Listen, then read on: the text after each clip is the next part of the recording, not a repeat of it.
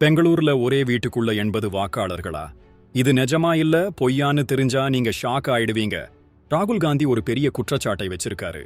பெங்களூரு மத்திய லோக்சபா தொகுதி மகாதேவபுரா சட்டசபை தொகுதியில 1,00,000 ஓட்டுகள் திருடு போயிருச்சுன்னு சொல்றாரு.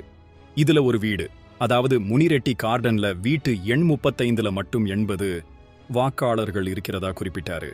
இதை செக் பண்ண போன பூத் லெவல் ஆபீசருக்கு ஒரு பெரிய அதிர்ச்சி காத்திருந்துச்சு. அந்த வீட்டை ஆய்வு செஞ்சப்போ அங்க ஒரு ஹால், கிச்சன், பாத்ரூம் மட்டும்தான் இருக்கு. வெளிமாநிலத்திலிருந்து வேலைக்கு வர்றவங்க தங்கிட்டு போற இடம் அது.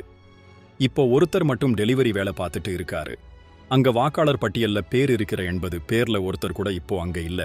ஆனா ஒரு காலத்துல அங்க இருந்ததால அந்த அட்ரஸ் கொடுத்து ஓட்டு போட்டு இருக்காங்கன்னு பிஎல்ஓ சொல்றாரு. அப்போ அந்த 80 பேரும் ஓட்டு போட்டாங்களா இல்லையான்னு ஒரு பெரிய குழப்பம் இருக்கு. தேர்தல் ஆணையம் இன்னும் அதிகாரப்பூர்வமா எந்த விசாரணையும் அறிவிக்கலை. நம்ம ஊர்லயும் இது மாதிரி நடக்குதா? உங்க வீட்டுக்கு பக்கத்துல ஏதாவது வீடுல இது மாதிரி பார்த்திருக்கீங்களா? கமெண்ட்ல சொல்லுங்க.